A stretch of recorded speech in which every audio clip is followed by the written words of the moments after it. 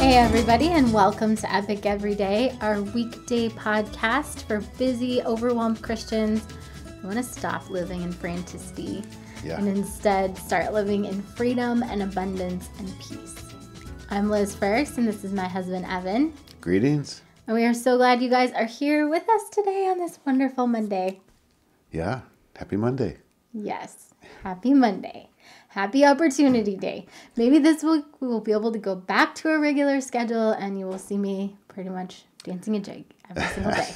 That would be awesome. Not really. You wouldn't. That's not. You would, Evan, but regular people wouldn't.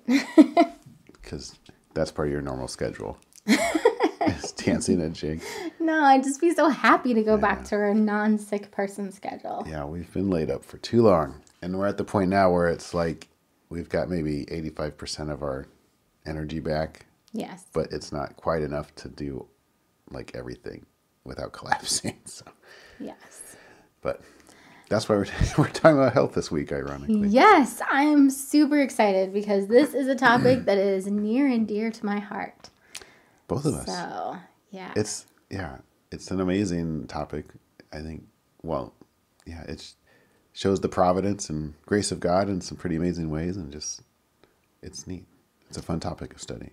Definitely. And it touches our lives really directly. Yes. So as you guys know, we work our way through the CSCs. They are principles that we found that really transform your life from being super stressed out to having that margin. And they're being calm, surrendered, centered, connected, and complete. And today, since it's Monday, we are going to talk about being calm with health. Mm-hmm. Because stress is the silent killer. Dun, dun, dun. Seriously, but it's so true. I mean, the way that stress affects your body, as someone who has PTSD, this has had to be a hobby of mine. Stress is a hobby of yours. No. Figuring out how stress affects your body is a hobby of mine. I guess you could say stress is a hobby of mine too. Yes. Wow. Not on purpose, but that's right. Yes. So, for instance, did you know that one of the ways that stress affects your body is that it causes your body to have to focus on just dealing with the adrenaline? It puts everything on hold, like your digestion, your detoxification, all these different processes. Because that makes sense. Because it's like, there's an emergency right now, so I'm just going to focus on that. Right. You kind of go into, like if you're a ship or something, you go into red alert. Mm-hmm. And you just deal with the issue. Exactly. But the problem is that we go into red alert all the stinking time. Like, just over everything. We're so, like, as a society, we are so used to being stressed that we don't even bat an eye at the idea of living in red alert. Yeah, stress is a lifestyle for us in the West here. I mean, the American West. Yes. It runs in our blood, doesn't it? It does. We're always frantic. And so when you shut down your digestion, obviously that results in nutrition issues because you're not getting the nutrients that you need. It can mess up the balance between probiotics and the bad bacteria in your digestive system, which, if you're familiar with that at all, has some fairly serious repercussions. Like it can cause autoimmune disease, different psychological things, everything from bipolar to, there's Dr. Natasha Campbell McBride has linked it with like autism. There's all kinds of stuff. Yeah, just from having the symbiotic relationship between ourselves and our gut bacteria out of whack. Right. I mean, it's amazing. It's amazing to think of all these relationships that make up a human body. It's not even all human cells. Yeah, we need that stuff. And it can cause allergies, just everything from minor things that are, stuff that you deal with every day, fatigue and insomnia, things like that, to all the way to like, cardiovascular disease and cancer, because your body becomes an acidic environment, which allows things like cancer to thrive. And stress is a big deal.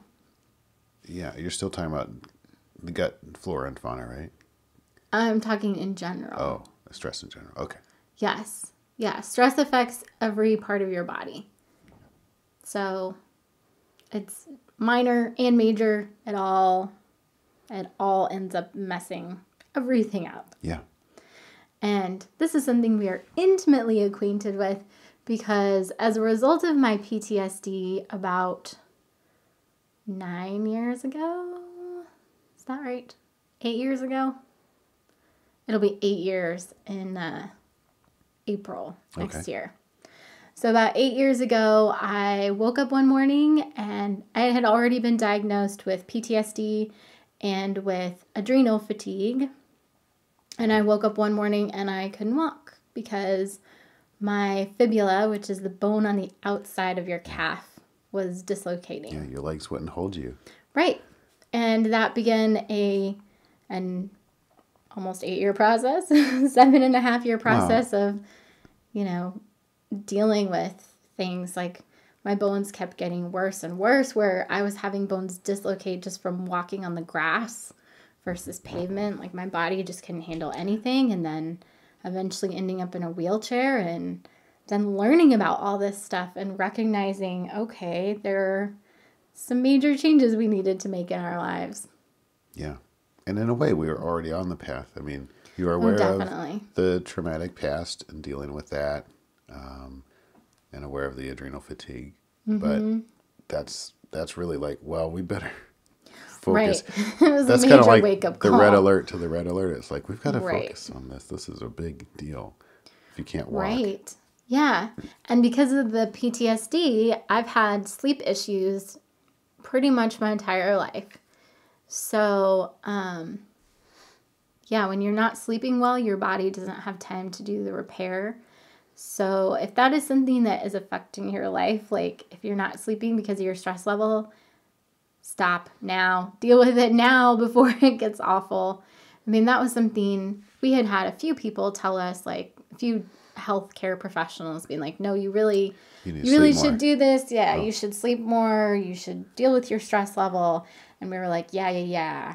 And for some reason, we tend to think that sleep is, that's pretty important.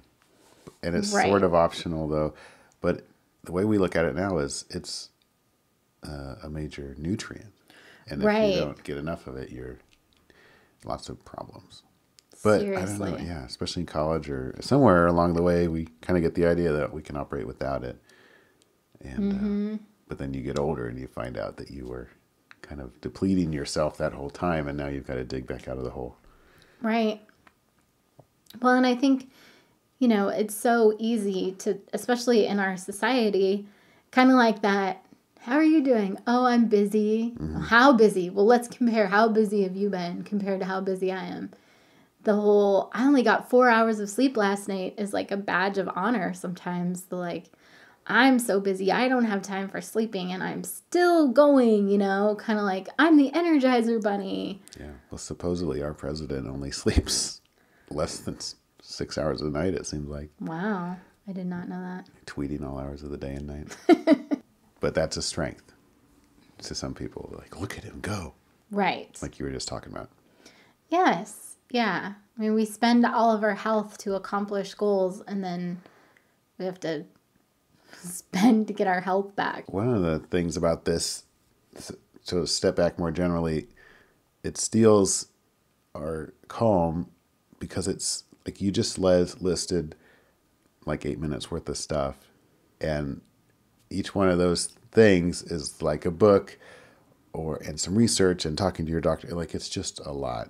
And how am I someone who's never really thought about my health that much before, or maybe I know I've got some health issues, but this is why I don't deal with it. It's just such a big wall to climb over. Right.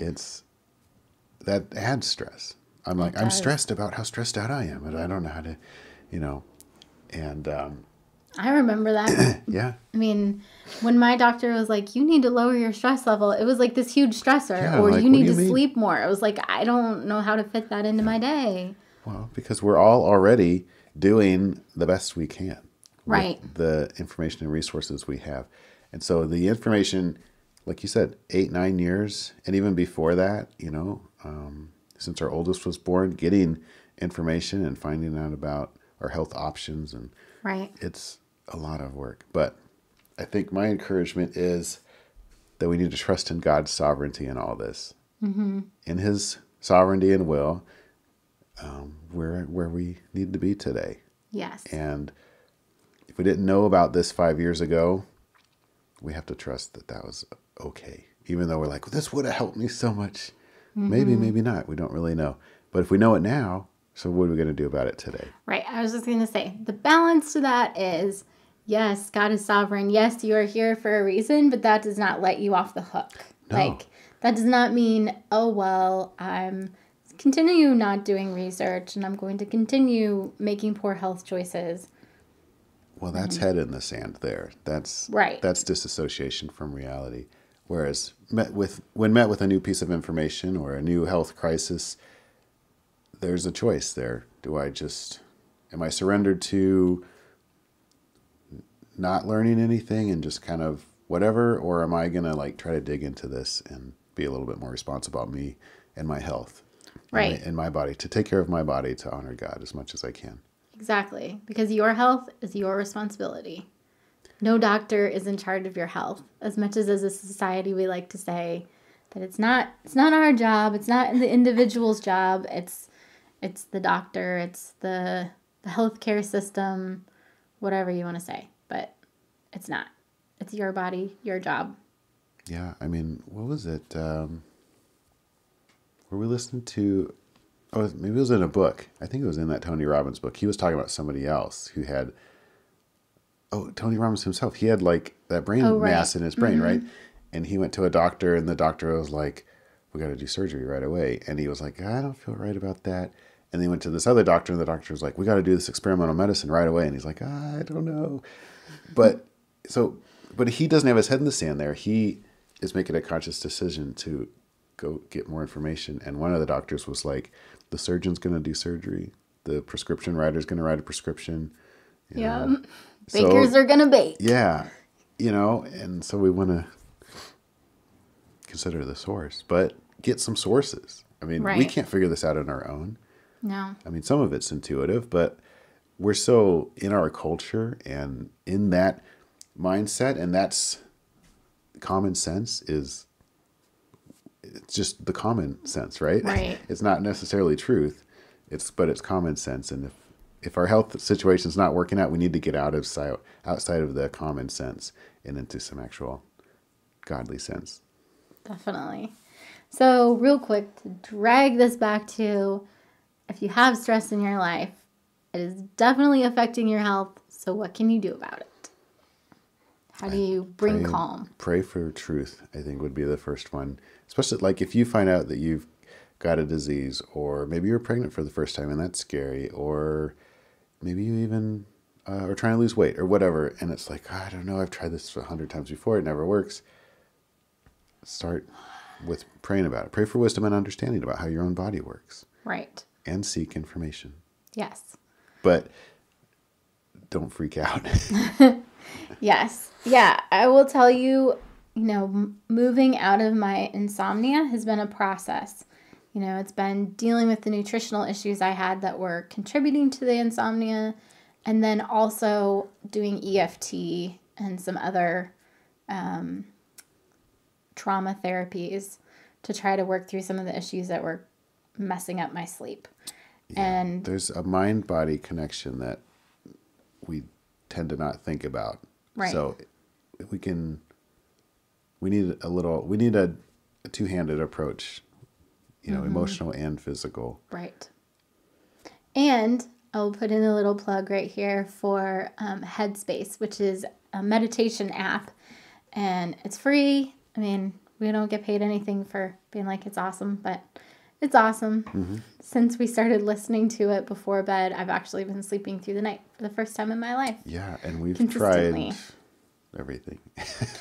We have tried a lot of things. But, I mean, there were different things that we had to address, like the nutritional thing, not having enough magnesium, not getting enough calories in order to have your body run off of glycogen. Like, you need enough for your liver to store before about 3 p.m. Otherwise, your body has to run on adrenaline to sleep instead of glycogen. I could go on and on. Yes. But So, and I was going to say, all in its time, right? If we'd have tried Headspace 8 years ago, you would have had relaxation-induced panic attacks right before bed. this is true. So it would we have been couldn't awesome. have done it before. And Right. now that we can, we believe that God's put it in our path and we're doing it. And it's been a huge blessing.